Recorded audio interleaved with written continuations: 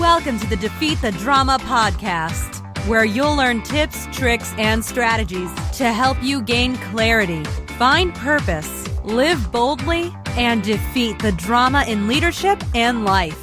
Host Kirsten E. Ross is known to many as the drama-free queen.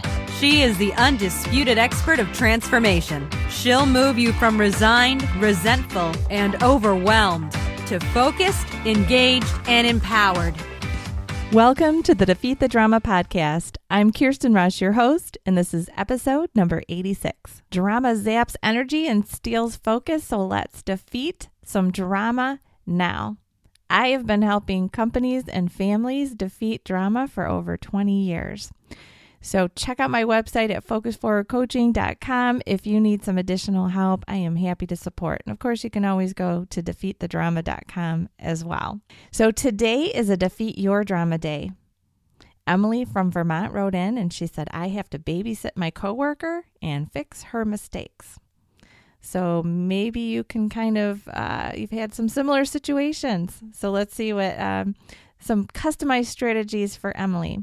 So if you'd like me to share customized strategies for your drama situation, go to my website at defeatthedrama.com, click on the podcast site, and then at the very top or to the right, you'll see Submit Your Drama Challenge. You can type or record your message, use your real name or an alias for anonymity, and note that recorded or written messages may be used on the podcast. Okay, so Emily wrote and she said, I am ready to quit my job at a nonprofit organization that I've been a part of for 23 years. I have volunteered, been on the board, and have now worked there for almost 2 years. A coworker in our very small workspace has been causing a lot of stress for myself and others in the company. She has had many corrective conversations and tools given to her for success that have yet to work. She denies her actions in conversations and mediation. She's extremely negative and belittling when speaking to staff, supervisors, and when using work time for personal issues. She got extremely defensive and offended when she was informed her behavior was disruptive. Our meetings have now turned into ways to work better with her instead of what needs to be done for the organization, and our work has now become a constant state of babysitting and fixing mistakes due to this employee.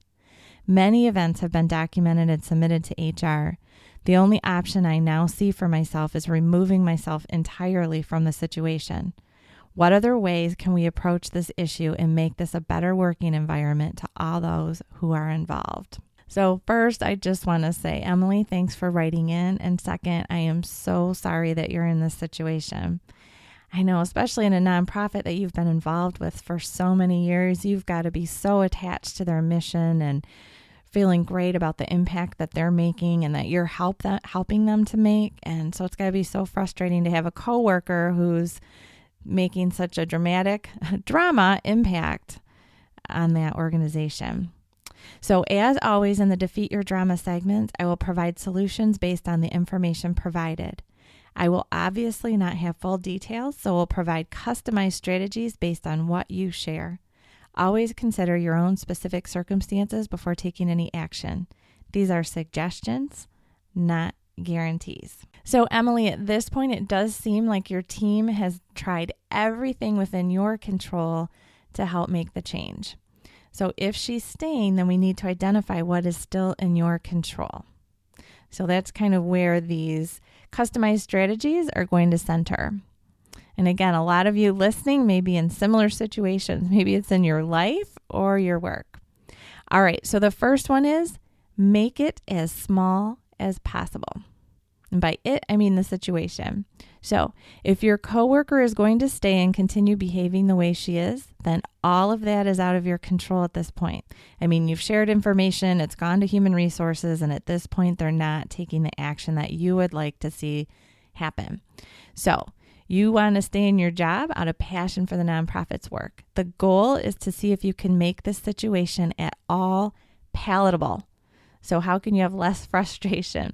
So you want to stay but cannot with your current level of frustration. You can only change what you can control, and your focus is something that you can control. So right now, it sounds like there's a constant focus on your coworker and her negative behavior, both from you and your team. You can't control your team, but you can control you. And if this works for you, definitely share it with them. So in your mind, make her as small as possible. This might sound a little weird, but literally put her in a circle in your mind. You can literally visualize her as a tiny, tiny little being, and then make her smaller and smaller and smaller and quieter and quieter. Stop and actually see her inside a tiny, tiny little contained circle. So she's just inside her own little bubble, and it's tiny, tiny, tiny. Now, make the mission of the nonprofit and the important work that you get to do as big as possible. Again, in your mind, visualize this circle getting bigger and bigger and bigger. Now visualize that giant circle next to the tiny, tiny circle that contains this woman. She's a tiny, tiny, tiny little ant next to a universe. Keep practicing that visual. Now, bring it into your real life. In every moment, you get to choose what you focus on. Everyone is in an uproar over this woman, understandably. You're sharing stories, cleaning up her messes, wishing she weren't there, wanting her to behave differently, collecting her issues, thinking about them, talking about them. She is monopolizing your focus. I mean, at the start of almost every episode, I say drama shifts focus, steals focus, right? It zaps energy and steals focus. And you're experiencing that constantly. So she is monopolizing your focus. And that's what drama does if we let it, because drama comes at us. So I'm not saying it will be easy, but it is doable. Just stop. Ignore her. Make her small. Stop getting frustrated when you have to clean up her mess. I'm not saying it isn't frustrating, but the reality is whether you are focusing on it and frustrated or ignoring it, it's the same. So your frustration does nothing to solve the problem anyway. Pass over that thought and move right on to the work at hand. Visualize the big difference you are making in the world through your work. Place your focus there. Place your focus where you can and are making a difference. Ignore her and her actions. Just place no focus there. Again, it's going to be a constant practice of shifting focus. So it'll come at you, shift your focus. It'll come at you, shift your focus. So where your current practice is to have something come at you, a current frustration, you're perseverating over it, thinking about it, talking about it, adding it to your list of offenses of this woman. And right now you've determined that's not helping. So something will come at you. You're not going to add it to a list. You're not going to talk about it. You're not going to focus on it. You're just going to let it go. Move on. Place your focus where you can make a difference. Okay, the number 2 strategy, stop cleaning up her messes. So someone is making the decision to keep her. Someone, or maybe it's a few people. It sounds like human resources have been involved and someone in leadership there. So is this same person suffering the consequences of this coworker's mistakes? Or is the team doing all of the cleanup? I know it's hard, especially when you feel so strongly about the work you're doing. But cushioning a decision maker from the full consequences and dealing with all of this stuff yourselves can sometimes prolong a tough decision. You know, the reality is pain is what moves humans into action. If there's a pain on both sides of a decision, people will have a tendency to stick to the actions that create the least amount of pain or consequences. So there's a reason someone's deciding to keep this employee. I'm assuming based on what you've told me, it's not about her work ethic. It sounds more like they have guilt or fear. Maybe they fear her defensive response. It sounds like she definitely gets defensive when anyone tries to talk to her. Perhaps they have guilt because they know she needs the job. The pain of that guilt and fear is currently bigger than the consequence they are experiencing from her bad behavior. Is that because you guys clean it all up so the organization doesn't suffer? Does the boss have to deal with the team complaints but not the cleanup? Do what you can to help decision makers feel the full brunt of consequences. Stop being on the cleanup crew. I think I would even tell them that you're no longer going to do it. You're going to come in, you're going to do your own job to the best of your ability, but will no longer clean up her messes. Tell them that you're feeling overwhelmed, resentful, and frustrated, and you're on the brink of leaving. Share what's true. I mean, what do you have to lose? You are at your wit's end. The only chance that you can stay is if something changes. Your change step, cleaning up the messes, may be the catalyst that makes that transformation happen. All right, the third strategy, see her in a different light. So part of your frustration is in wanting her to be different. Perhaps you assume she's doing what she's doing on purpose. Chances are the outcomes she achieves are not what she intends. Instead, they are the fallout for her false beliefs, her fear, her lack of self-esteem, whatever is actually driving her. And it might be a sense of entitlement and a desire to do as little as possible. There are certainly people who have that mission in life, but they are few and far between. Usually I find it's just misinformed people who want to stay stuck. So the truth is, life can't be fulfilling for her.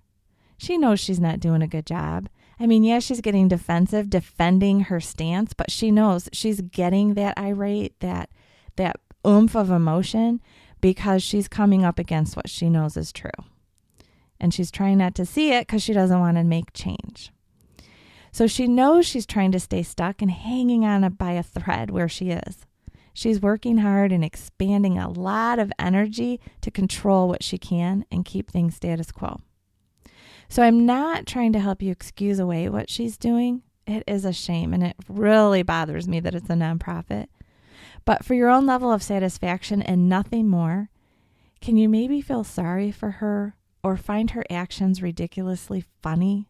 I mean, in an ironic, sad kind of a way. Is it possible for someone to be this delusional? So it's just having a different emotional reaction to her.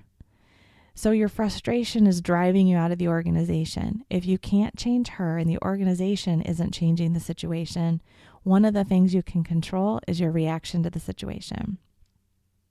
So if it's your frustration that's driving you crazy, try to remove your frustration, try a different emotion. And again, sometimes humor and laughing at a ridiculous situation can help. If you can find humor or empathy rather than frustration, the situation may begin to be more palatable. And this can help you stay in a job you otherwise love.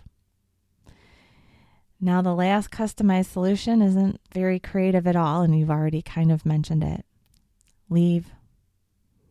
So if all else fails, you can't make the issue small and focus on other things. You can't find empathy or humor or some kind of other emotional response that makes it easier for you. You can't ignite the desire for change in the leaders by allowing them to feel the consequences. If those things can't happen and you can't rack your brain and find another solution, if the frustration is at a level that you can no longer tolerate, then the option for your sanity and enjoyment of life is to leave. Use your gifts and all that you have to offer to an organization that values hard work and a focus where it should be. An organization that does not tolerate drama. And it's so sad for me. This is what I try to help organizations avoid. And the reality is, this is what happens. Your rock stars get frustrated, overwhelmed, resentful, and they have other options and they leave. Your employees who aren't functioning and using their stay stuck strategies, life is working for them in that environment. They don't want change, so they're certainly not going to a different organization. They're getting their needs met, whatever those needs are. Those needs are not to do well for the organization, and they're the ones who stay. So it is possible that your resignation or even talk of it would ignite a fire in the leaders who are allowing the behavior to continue. I wouldn't suggest giving an idle threat, but if you are truly at that point and find no other options, let the leaders know. Maybe, just maybe, they'll do what they must. Have them call me. I'll help them. So anyway, Emily, thank you so much for writing in. And again, I really am so sorry for your situation. My heart breaks for you. But I hope some of these solutions can really help you. While it's not the perfect outcome, I'm hoping that it can make the situation palatable for you if you love your job that much. So thanks everyone for listening and spending some time with me. Again, if you need any additional assistance, please don't hesitate to contact me. Go to defeatthedrama.com to submit your question or use the contact form. I would love to help you. And I coach leaders to achieve higher success. So I work with successful people to help them achieve more. So if there's anything I can do to help you or your team, I've got some online solutions. I do tons of workshops. I am all about creating that great culture that's aligned with your business objectives. Let me help you find success. So contact me. Again, it's defeatthedrama.com or focusforwardcoaching.com. So until next time, make it a great day.